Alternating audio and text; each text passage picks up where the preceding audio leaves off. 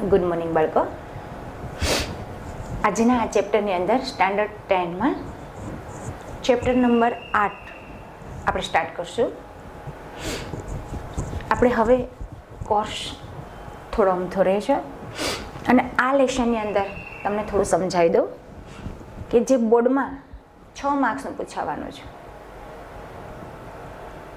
કે સજીવો કઈ રીતે પ્રજનન કરે છે.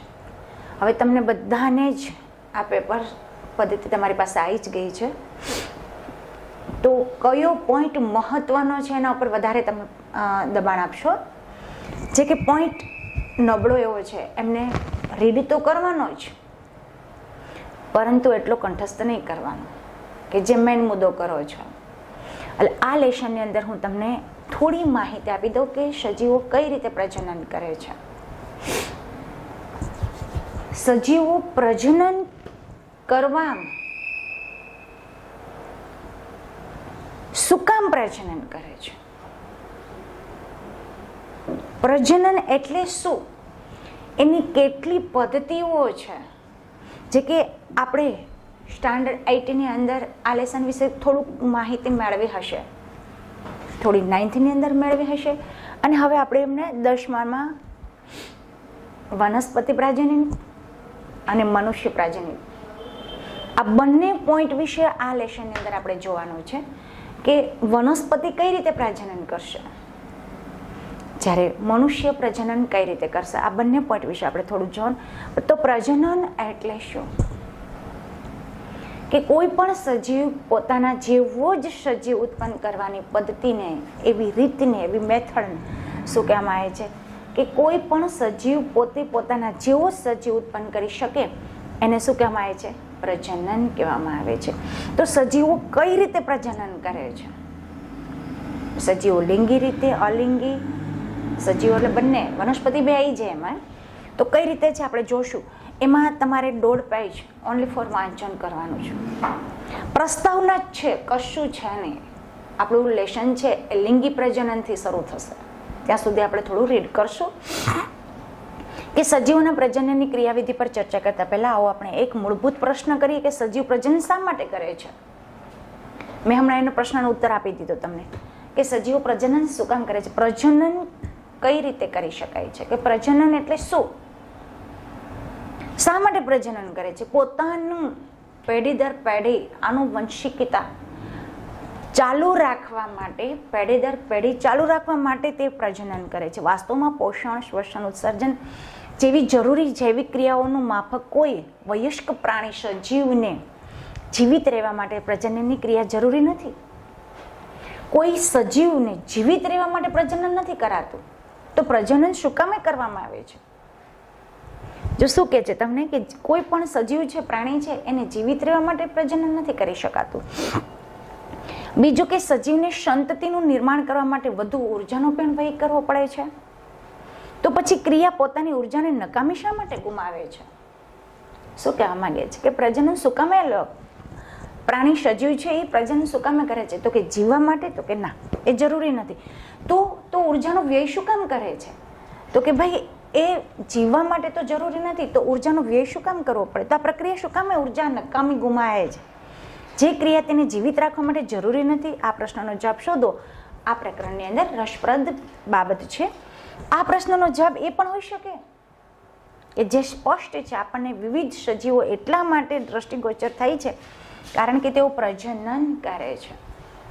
જો કે તે સજીવ એકલો હોય અને કોઈ પણ પ્રજનન દ્વારા પોતાના જેવો જ સજીવ ઉત્પન્ન ન કરી શકે તો અસ્તિત્વ પણ ખબર નથી પડતી.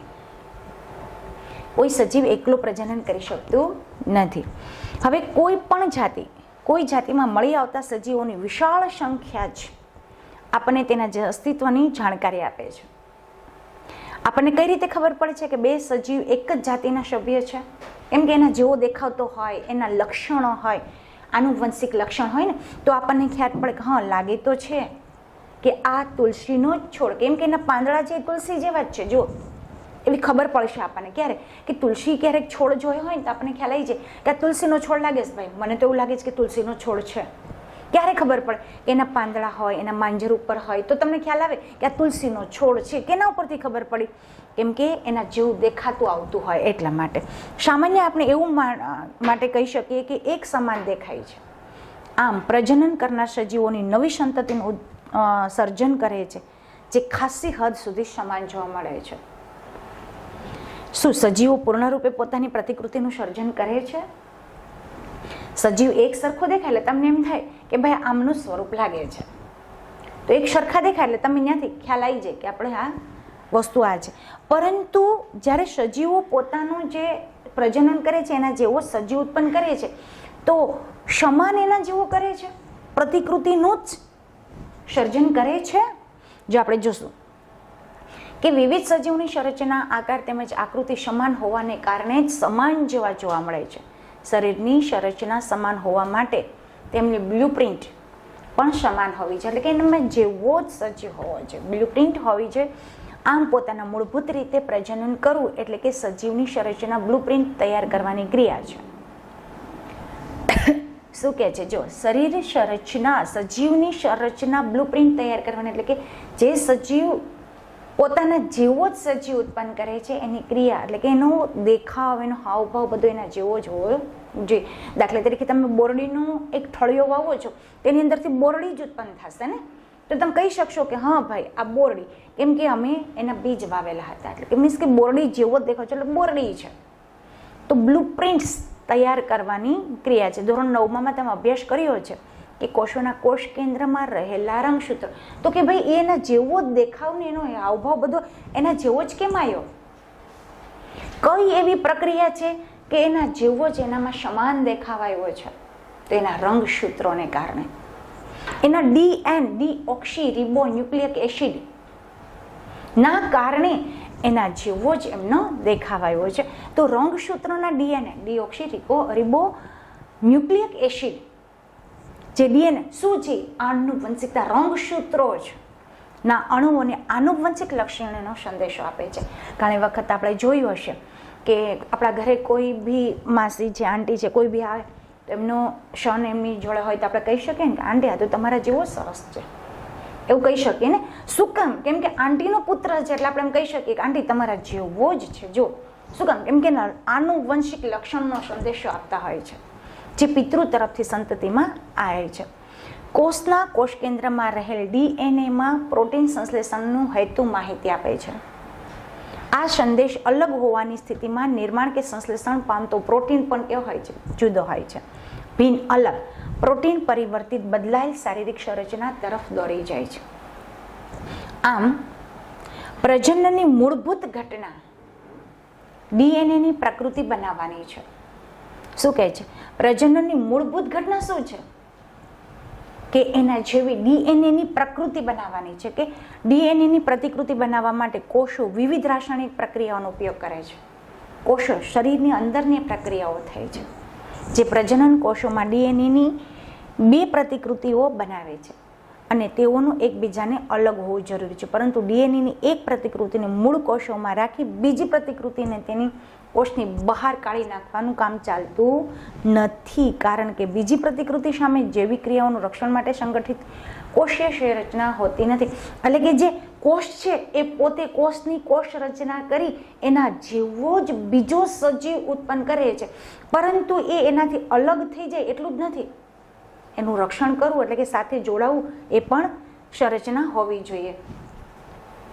હા, હોતી નથી, જેથી ડીએનએની પ્રતિકૃતિ બનાવવા માટે સાથે સાથે બીજી કોષ સંરચનાનું સર્જન પણ થાય છે. એટલે કે એકમાંથી બીજો કોષ ઉત્પન્ન કરવાની વાત કરે છે ભાઈ, અને તેના પછી ડીએનએની પ્રતિક્રિયાઓ અલગ થઈ જાય. એટલે કે એક જ કોષ, દાખલા તરીકે અમીબાનું તમે જોયું હશે કે અમીબા કઈ રીતે પ્રજનન કરે છે, તો કે એ કોષીય છે, તો કે પોતે જ કોષ કેન્દ્ર, કોષરસ અને પછી પોતાની બાળકોષોનું વિભાજન કરે છે. એટલે એના પોતામાંથી જ એક કોષની અંદરથી બીજો કોષનું સર્જન કરે છે અને તેના પછી ડીએનએનું અલગ થઈ જાય છે. પરિણામે એક કોષ વિભાજન થઈને બે કોષોમાં બનાવે છે. જે મેં તમને ઉદાહરણ હમણાં આપ્યું છે અમીબાનું. આ બે કોષો એક સમાન તો છે, કેમ કે એક જ કોષમાંથી બીજો કોષ બન્યો છે, એટલે બે સમાન તો હોવા જ જોઈએ, પરંતુ શું સંપૂર્ણ રીતે સમરૂપ હોય છે? એક જ પેરેન્ટ્સના બાળકો હોય, પરંતુ બંને બાળકોમાં ફેર હોય છે ને? આનુવંશિકતાનું લક્ષણ જોવા મળે છે, પરંતુ બંને બાળકો એક સમરૂપ હોતા નથી. અમુક એવા હોય છે કે તોફાની હોય છે, અમુક એવા હોય છે કે અમુક નીચા હોય, અમુક ઊંચા હોય છે, અમુકના લક્ષણો હોય, અમુકને હોય, એવું બધી જ રીતે સંપૂર્ણ સમરૂપ હોતા નથી. આ પ્રશ્નનો જવાબ એ વાત પર નિર્ભર કરે છે કે પ્રતિકૃતિની પ્રક્રિયાઓ એટલી ચોકસાઈથી સંપાદિત થઈ છે કે કોઈ પણ જૈવ રાસાયણિક પ્રક્રિયા સંપૂર્ણપણે વિશ્વસનીય હોતી નથી. આ અપેક્ષિત છે કે ડીએનએની પ્રતિકૃતિ પ્રક્રિયામાં કેટલીક ભિન્નતાઓ હોઈ શકે છે. એટલે શું કહે છે કે જે બાળકોષ ઉત્પન્ન થાય છે ને, અહીંયા આપણને બતાવ્યું છે ને કે એક કોષમાંથી વિભાજન થઈ અને બીજો કોષ બને છે. જ્યારે એ બીજો કોષ બને છે ત્યારે એવું શક્ય નથી કે સંપૂર્ણ રીતે સમરૂપ હોઈ શકે છે. એની અંદર પણ થોડીક અલગતા હોય છે, ભિન્નતાઓ હોઈ શકે છે. પરિણામ રૂપે નિર્માણ પામેલા ડીએનએની પ્રકૃતિઓ એક સમાન તો હશે, પરંતુ મૂળ ડીએનએ સમરૂપ હોતા નથી. હોઈ શકે છે કે કેટલીક ભિન્નતાઓ એટલી ઝડપી અને તીવ્ર કે હોય કે ડીએનએની નવી પ્રતિકૃતિ પોતાના કોષીય સંગઠન સાથે સંયોજિત થઈ શકે નહીં. આ પ્રકારની સંતતિ કે બાળકોષો શું થઈ જાય? મૃત્યુ. ઘણી વખત તમે સાંભળ્યું હશે કે એક જ માતા પિતાના સંતાન હોય. વનસ્પતિનું પણ આ રીતે કહી શકાય. હા, આપણે મનુષ્ય ઉપર કહીએ છીએ. શું કામ કે તમને સમજવામાં સરળતા પડે એટલા માટે, કે એક જ પેરેન્ટ્સના બે છોકરા હોય, પરંતુ જો એની અંદર કંઈક ખામી ઉત્પન્ન થતી હોય, એક બાળક વ્યવસ્થિત હોય ને એક બાળકની અંદર જો ખામી ઉત્પન્ન થતી હોય ને, તો એ બાળક વધારે જીવી શકતું નથી, એ બાળક મૃત્યુ પામે છે, એટલે કે એના કોષો નાશ પામે છે. બીજી તરફ ડીએનએ પ્રતિકૃતિની અનેક ભિન્નતાઓ એટલી બધી ઝડપી હોતી નથી. આમ બાળકોષો સમાન હોવા છતાં કોઈને કોઈ સ્વરૂપમાં એકબીજાથી જુદા હોય જ છે. છોડ હોય, એક જ છોડ તમે વાવ્યો હોય તો એકની અંદર બોરડીના બોર ઝાઝા આવતા હોય અને એક બોરડી છે તેની અંદર ઓછા આવતા હોય. તો એક જ આપણે બોરડીનો ઠળિયો વાવ્યો હોય અને એની અંદરથી પણ એ વૃક્ષો એ અલગ અલગ જોવા મળે છે, એટલે કે ભિન્ન હોય છે, એકબીજાથી શું હોય છે? જુદા હોય છે. પ્રજનનમાં થનારી આ ભિન્નતાઓ જૈવ વિકાસ ઉદ્વિકાસનો આધાર છે, જેની ચર્ચા આ પ્રકરણમાં કરશો. અત્યાર સુધી આ પ્રસ્તાવના હતું. ત્યાં પાઠની અંદર શું પૂછાવાનું છે ભૂલે ચૂકે ખાલી વાંચી જજો. આ પાઠની અંદર શું પૂછાવાનું છે ને એ આમ હતું કે એક બાળકોષની અંદરથી બીજો બાળકોષ ઉત્પન્ન થાય તો એવું જ નથી કે બંને સમાન હોવા જોઈએ, બંનેની ભિન્નતા પણ હોઈ શકે છે, જેના આનુવંશિકતાના લક્ષણોને કારણે થોડું જુદા પણ હોય છે. આખો પોઈન્ટ આ બે લીટી કહેવા માંગતું હતું. વિભિન્નતાનું મહત્વ હજી બી આમના પછી જે લિંગ નિશ્ચયન છે ને, તમારો લેશન ત્યાંથી શરૂ થશે. આપણે વાંચી જઈએ શું કહે છે કે પોતાની પ્રજનન અને ક્ષમતાનો ઉપયોગ કરી સજીવોની વસ્તી યોગ્ય નિષનતંત્રના સ્થાન અને વસવાટ પ્રાપ્ત કરે છે. જેવું જે વ્યક્તિ હોય એવો એનો વસવાટ. દાખલા તરીકે વૃક્ષ છે, જો જંગલમાં થતું હોય તો એ જંગલમાં જ એનો વસવાટ થતો હોય છે. પ્રાણીઓ છે તો જંગલમાં વસવાટ થતો હોય છે, મનુષ્ય છે તો આપણે અહીંયા વસવાટ થતો હોય છે. તો પ્રજનન દરમિયાન ડીએનએની પ્રતિકૃતિ સાતત્ય સજીવની શારીરિક સંરચના તેમજ બંધારણ એટલે જાળવી રાખવા માટે અત્યંત મહત્વપૂર્ણ છે, જે તેઓને વિશિષ્ટ વસવાટને યોગ્ય બનાવે છે. હાવભાવ, દેખાવ એ પોતાની પ્રતિકૃતિ જાળવી રાખે તો એનું સ્થાન નક્કી થશે ને ભાઈ. જાળવી રાખવા અત્યંત મહત્વપૂર્ણ છે અને યોગ્ય સ્થાન બનાવે છે. આમ કોઈ જાતિ વસ્તીની સ્થાયિત્વનો સંબંધ પ્રજનન સાથે છે. પરંતુ વસવાટમાં અનેક પરિવર્તન આવી શકે છે. વસવાટ કઈ રીતે હશે? આપણે પ્રાણી જ કહીએ છીએ, વનસ્પતિ પણ આપણે સજીવમાં આવી જઈશ, પ્રાણી પણ સજીવમાં આવશે, મનુષ્ય પણ સજીવમાં આવશે. પણ ત્રણ સજીવ છે તો ત્રણનો વસવાટ અલગ અલગ છે, પણ એમના પ્રજનનનો સંબંધ સાથે છે. કેમ કે પ્રાણી છે એ પોતે પ્રજનન કરીને જંગલની અંદર એનો વસવાટ ચાલુ કરશે, જ્યારે પ્રાણી છે એ પોતાનો વસવાટ ચાલુ કરશે, જ્યારે મનુષ્ય છે એ પ્રજનન કરી એના જેવો સજીવ ઉત્પન્ન કરી અને એનો વસવાટ ચાલુ કરે. એ ક્યારથી થાય છે કે પ્રજનન ઉપર સંબંધિત હોય છે. પરંતુ વસવાટમાં અનેક પરિવર્તન થઈ શકે છે જે સજીવોના નિયંત્રણમાં હોતું નથી. પૃથ્વીનું તાપમાન ઓછું કે વધારે પણ હોઈ શકે છે. પાણીના સ્તરમાં પરિવર્તન, ઠંડુ પાણી ઉપરના સ્તરમાં તમે સમુદ્ર, તળાવ મોટા મોટા જોશો ત્યારે પાણીનું સ્તરમાં પરિવર્તન એટલે કઈ રીતે થશે? તો તમે શીત સમાધિ અને ઉષ્ણ સમાધિ વિશે કદાચ 8મા ધોરણની અંદર શીખી ગયા હશો. ઉષ્ણ એટલે તાપમાન વધારે હોય ને, તડકો વધારે હોય એટલે ઉષ્ણ તાપમાન. શીત સમાધિ એટલે ઠંડુ વાતાવરણ હોય એમ. તો દેડકાનું આપણે ઉદાહરણ લઈ શકીએ કે દેડકો છે એ ચોમાસાની અંદર બહાર હોય છે. જો મોસ્ટલી દેડકાઓ જ તમને જોવા મળે છે. શું કામ? પાણીના સ્તરમાં અથવા પૃથ્વીનું તાપમાન ઓછું વધારે હોઈ શકે છે. દેડકો હંમેશા ચોમાસાની ઉપર બહાર હોય છે કેમ કે એને શીત સમાધિ જોશે. પછી જ્યારે અત્યારે તમે ક્યાંય દેડકો જોવા નહીં મળે. શું કામ? કેમ કે એ અંદર ધરતીની અંદર, પૃથ્વીની અંદર થોડાક જમીનના સ્તરની નીચે હોય છે. શું કામ? એ શીત સમાધિમાં છે, એટલે કે એ આવા વાતાવરણમાં રહી શકતો નથી. એટલે કહેવા એવું માંગે છે કે કોઈ વસ્તીને કોઈ વસવાટ અનુકૂળ છે, એટલે કે પરિવર્તન અથવા તો ઉલ્કાનું અથડામણ તેના ઉદાહરણ છે. ઉલ્કા અથડાય એટલે શું થાય છે? તાપમાનમાં વધારો ઓછારો થાય રાખે છે. જો કોઈ એક વસ્તીનો વસવાટ અનુકૂળ છે અને તેના વસવાટમાં કેટલાક અતિ ઝડપી પરિવર્તન આવે તો અવસ્થામાં વસ્તીનો સંપૂર્ણ વિનાશ થવાની પણ સંભાવના રહે છે. ઘણી વખત તમે જોયું હશે કે એમ કહે છે કે વસ્તીનો સંપૂર્ણ વિનાશ થાય તો ક્યારેક ક્યારેક અક્વેક ઓલું જે ભૂકંપ થાય છે, અર્થક્વેક કહે છે.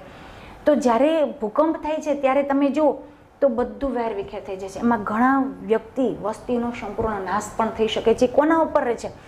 એ પૃથ્વીનું તાપમાન વધારે ઓછારે થાય છે અને પાણીનું પરિવર્તન, એટલે કે મીન્સ કે વાતાવરણની અંદર જે પરિવર્તન લાવે છે ને, તો અમુક વસ્તીનો વિનાશ પણ થવાની સંભાવના રહે છે. એ આપણા ઉપર છે નહીં. આમ તેમ છતાં જો વસ્તીમાં થોડા સજીવોની કેટલીક વિભિન્નતાઓ આવેલી હશે, તેઓ જીવતા રહેવા કેટલીક સંભાવના ધરાવે છે. આમ જો શીતોષ્ણ, હું હમણાં જ બોલી હતી, શીતોષ્ણ પાણીમાં મળી આવતા જીવાણુઓની વસ્તી અને વૈશ્વિક ઉષ્મીકરણ. શીતોષ્ણ એટલે કે ઠંડુ વાતાવરણ હોય એને શીતોષ્ણ કહેવામાં આવે છે. કે પાણીમાં જીવાણુની વસ્તી હોય અને વૈશ્વિક ઉષ્મીકરણ એટલે ગરમ વાતાવરણ, ગ્લોબલ વોર્મિંગ્સ, તાપમાનમાં વધારો ઘટાડો થાય છે. કારણે તાપમાન વધી જાય તો મોટાભાગના જીવાણુ શું થઈ જાય છે? નાશ પામે છે. એ પણ મેં હમણાં જ ઉદાહરણ આપ્યું હતું કે જો તાપમાન વધી જાય તો નાના નાના એકદમ સૂક્ષ્મ જીવો છે એ શું થઈ જાય છે? નાશ પામે છે. પરંતુ તાપમાન પ્રતિરોધી ક્ષમતા ધરાવનાર કેટલાક પરાવર્તક જીવાણુ જીવિત રહી શકે અને વૃદ્ધિ પણ કરી શકે છે. આમ ભિન્નતાઓ જાતિની જીવિતતાનો ઉપયોગી છે. કદાચ તમને વિભિન્નતાનું મહત્વ પૂછાય તો આટલો પોઈન્ટ તમારે લખવાનું કે સજીવોની વિભિન્નતા કઈ રીતે હોય છે.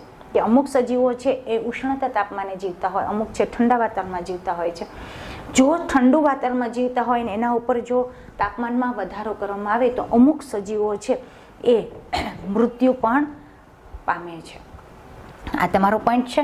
હવે આવશે એમના પછીનો આપણે આ બંને પ્રશ્નો તમારે લખવાના છે કે ડીએનએની પ્રકૃતિના પ્રજનનમાં શું મહત્વ છે. હમણાં મેં બતાવ્યું હતું. અને સજીવોની ભિન્નતા લાભદાયક છે અને આવશ્યક નથી તો કેમ, એ આખો પોઈન્ટ.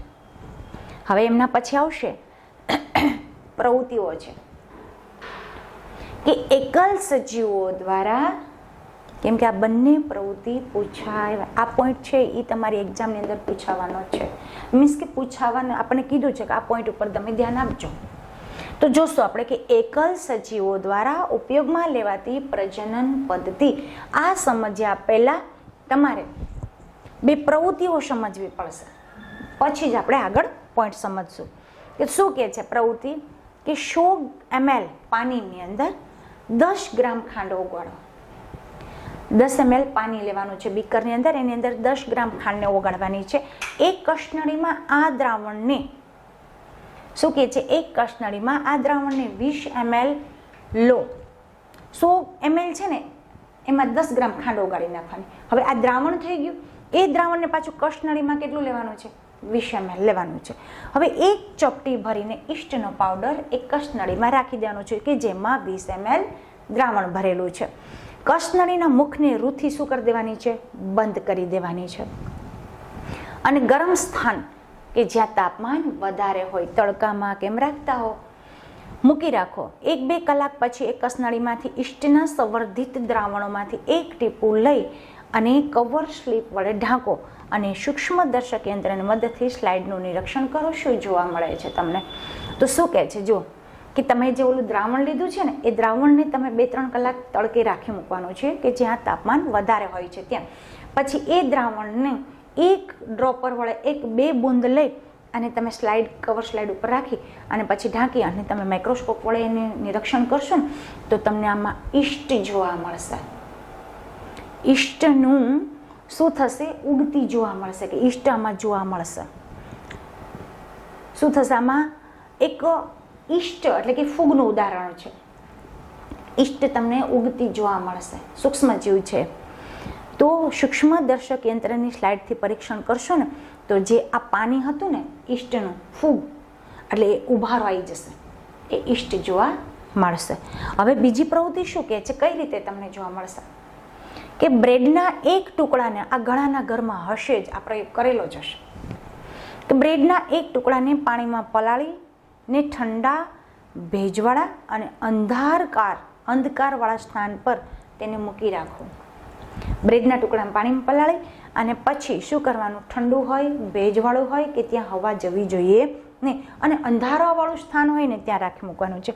પછી વિપુલ દર્શક દકાચ એટલે કે મોટો કાચ વળે મદદથી બ્રેડના ટુકડાનું અવલોકન. પછી ઓલી બ્રેડ હોય ને એના વડે તમારે, એ કાચ વડે તમારે જોવાનું છે. તમારા અવલોકન અઠવાડિયા સુધી કરીને તેના અવલોકન નોંધપોથી કરો.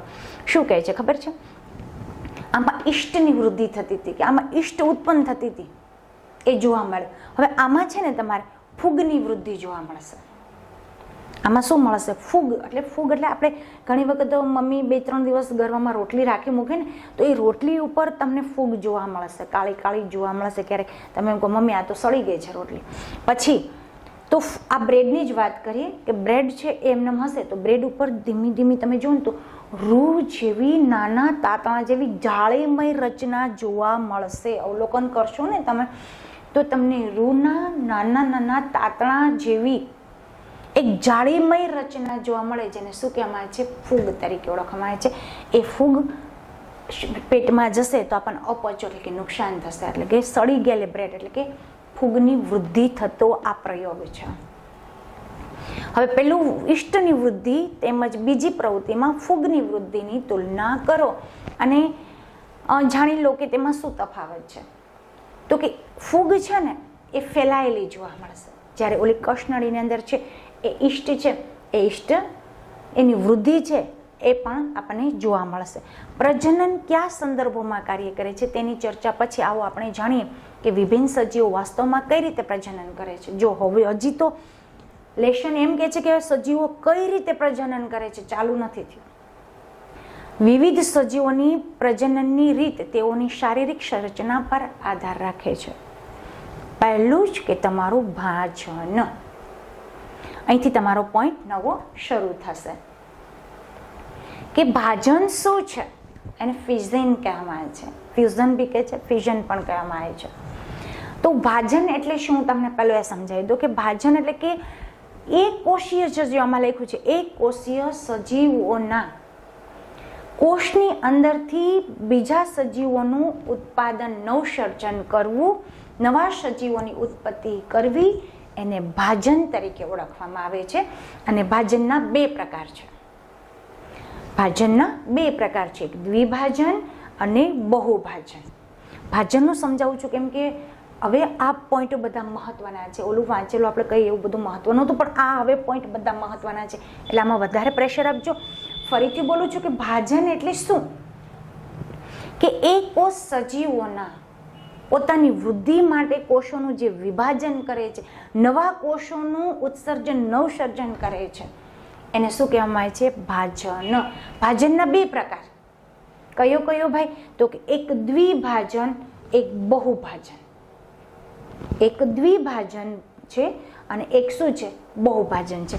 તો આ ભાજન છે તો એને સમજવા માટે અમીબાજો છે દ્વિભાજનની પદ્ધતિ કરે છે. જો મેં તમને અમીબાનું ઉદાહરણ જ્યારે આપણે લેશન સ્ટાર્ટ થયું હતું ને ત્યારે પ્રસ્તાવનામાં સમજાવ્યું કે આ લેશનની અંદર આ પૂછાવાનું છે. તો અમીબા છે પોતાની વૃદ્ધિ કરી અને શું કરે છે? જો એક જ કોષમાંથી 2 કોષો બનાવે છે, એક જ કોષમાંથી વૃદ્ધિ થઈ કોષકેન્દ્રમાંથી કોષરસમાંથી બાળકોષોનું નિર્માણ કરે છે. એટલે એક જ કોષમાંથી બે કોષો બનાવે છે, એટલે અમીબામાં દ્વિભાજન કહેવામાં આવે છે. અને એક જ કોષમાંથી વધારે કોષો, આ એક કોષીય હોય છે અને બહુકોષીય હોય છે ને, એ સજીવો એકમાંથી ઘણા વિવિધ પ્રકારના કોષોનું નવસર્જન કરે છે, એને બહુભાજન તરીકે ઓળખવામાં આવે છે. ચાલો બંને પ્રવૃત્તિ જોઈ, પહેલા આપણે આ થોડું જોઈ લઈએ કે ભાજન શું કહેવા માંગે છે. એક કોષીય સજીવોના કોષ વિભાજન અથવા તો ભાજન દ્વારા નવા સજીવોની ઉત્પત્તિ થાય છે, જેને શું કહેવામાં આવે છે? ભાજન તરીકે ઓળખવામાં આવે છે. ભાજનની અનેક રીતો જોવા મળે છે, બે, બહુભાજન અને દ્વિભાજન. ઘણા સજીવો અને પ્રજીવોનું કોષ વિભાજન દ્વારા બે સરખા ભાગોમાં વિભાજન થાય છે. અમીબા જેવા સજીવોમાં કોષ વિભાજન કોઈ પણ સમતલમાં થઈ શકે છે ને, વિભાજન થઈ શકે છે. જો તમને MCQ પૂછાય કે અમીબા કયા પ્રકારનું ભાજન કરે છે, તો અમીબા એક કોષીય છે કે બહુકોષીય, પણ પ્રશ્ન પૂછાઈ શકે તો એક કોષીય છે અને દ્વિભાજન કરે છે. હવે એ સમજ્યા પહેલા પણ આપણે પ્રવૃત્તિ કરવી પડશે કે અમીબાની કાયમી સ્લાઇડનું સૂક્ષ્મદર્શક યંત્રની મદદ, પહેલું એમ કહે છે કાયમી સ્લાઇડ એટલે કે અમીબા જે પોતાની સ્થિતિમાં છે ને એનું અવલોકન કરવાનું કહે છે. કાયમી સ્લાઇડ એને કહેવાય કે જે પોતાની સ્થિતિમાં છે ને એનું અવલોકન કરવાનું કહે છે. તો આપણને આખો અમીબા દેખાશે, એનું અવલોકન કરશો ને તો અમીબા પોતાની રીતે, કેમ કે એનો ચોક્કસ આકાર હોતો નથી, કોઈ પણ આકાર એ ધારણ કરી શકે છે, એટલે એનો મૂળ આકાર હોતો નથી, એટલે આપણને આવું દેખાશે. એ જ રીતે અમીબાના દ્વિભાજનની કાયમી સ્લાઇડનું અવલોકન કરો. દ્વિભાજન, જે અમીબાની કાયમી સ્લાઇડ છે એમાંથી જે દ્વિભાજન થાય છે ને એનું તમે સૂક્ષ્મદર્શક યંત્રની મદદથી સ્લાઇડ કરો તો બંને સ્લાઇડની તુલનામાં જોશો તો આ અમીબા આખું રહેશે કે પોતાની કોષ કેન્દ્ર આખું છે, જ્યારે એ જ કોષ કેન્દ્રના બે ભાગ પડશે ત્યારે એને બાળકોષોનું નવસર્જન થશે. પરંતુ કેટલાક એકકોષીય સજીવોમાં શારીરિક સંરચના વધારે સંગઠિત થયેલી જોવા મળે છે. ઉદાહરણ તરીકે કાલા અઝર, જે કે તમે લેશમાનિયા, કાલા અઝર તાવ આવે છે, તમને જે મેલેરિયા તાવ આવે છે ને એના જેવો જ કાલા અઝરી તાવ છે ભાઈ. એમાં જે આપણો બેક્ટેરિયા છે, એ વાયરસ છે, એ વાયરસની અંદરથી તમને આ શું મળે છે? પ્રજીવ છે. પ્રજીવની અંદરથી આ બધું જ તમને જે લેશમાનિયાની અંદરથી તમને વિભાજન થતું જોવા મળે છે. પરંતુ કેટલાક કોષીય સજીવોના શારીરિક સંરચના વધારે સંગઠિત થયેલી છે. ઉદાહરણ તરીકે કાલા અઝર, એવો તાવ આવે છે જે પ્રજીવ છે ના રોગકારક લેશમાનિયા જે પૂંછડી ધરાવતો ભાગ છે, લેશમાનિયા ના કોષના એક છેડા પર ચાબુક જેવી રીતના, આમાં તમને ઓછું જોવા મળે છે, બાકી આવી રીતે પહેલા પૂંછડી જેવો ભાગ હોય છે, લેશમાનિયાઓ હોય છે. આમાં તમને સરસ આવી રીતે બતાવ્યું છે, બાકી લેશમાનિયા આ રીતે હોય છે, આમ પૂંછડી જેવો ભાગ હોય છે, અહીંયા એના કોષો હોય અને આ પૂંછડી જેવો ભાગ હોય છે, આ લેશમાનિયા હોય છે, આવી આકૃતિ હોય છે ને. તો લેશમાનિયાના કોષના એક છેડા પર ચાબુક જેવી રચના હોય છે, સૂક્ષ્મ સંરચનાઓ જોવા મળે છે. એવા સજીવોમાં દ્વિભાજન એક નિયત સમતલમાં થાય છે. મેલેરિયાના પરોપજીવી પ્લાઝ્મોડિયમ, મેલેરિયા પણ પ્લાઝ્મોડિયમ પ્રજીવ છે, આ બી પ્રજીવ છે ને આ બી પ્રજીવ છે, બંને જેવા અન્ય પ્રજીવોની અંદરથી પણ એક કોષીય સજીવો સાથે અનેક સંતતિ કે બાળકોષોમાં વિભાજન થાય છે, જેને શું કહેવામાં આવે છે? બહુભાજન કહેવામાં આવે છે. જે મેં પહેલું જ તમને વ્યાખ્યા કહી હતી કે એક કોષીય સજીવ સાથે એક સંતતિ અથવા તો અનેક પ્રકારના બાળકોષો ઉત્પન્ન થાય એને શું કહેવામાં આવે છે? બહુભાજન. મેં એમ કહ્યું હતું એક જ કોષીય ધરાવતા એક કોષીય સજીવોમાંથી બે સંતતિઓ, બે બાળકોષો ઉત્પન્ન થાય એટલે દ્વિભાજન. અને એક કોષીય સજીવોમાં એક સાથે સંતતિ અથવા તો વધારે બાળકો એટલે નવસર્જન થશે એને શું કહેવામાં આવે છે? બહુભાજન તરીકે ઓળખવામાં આવે છે. ઈષ્ટના કોષમાંથી નાની કલિકા ઉપસી આવે છે. ઈષ્ટમાંથી આપણે જોયું હતું ને હમણાં, ઈષ્ટની વૃદ્ધિ કઈ રીતે થાય છે, તેમાં નાની કલિકાઓ આમ ઉપસી આવતી હોય છે અને પછી કોષની અલગ થઈ જાય છે અને સ્વતંત્ર રીતે પોતે પણ વૃદ્ધિ પામે છે. બાળક નાનું હોય ત્યાં સુધી આપણે એને કેર કરવી પડે છે, પછી ચાલવા માંડે એટલે એની રીતે કેર કરવા મળે છે. એમ આ ઈષ્ટમાં પણ કલિકા આવી રીતે આમ ઉપસી આવે છે, પછી ધીરે ધીરે એમ કોષની ઈષ્ટથી દૂર પડે અને પોતાની વૃદ્ધિ પામે છે, જે આપણે 8.1માં શીખી ગયા. હવે આવશે અવખંડન.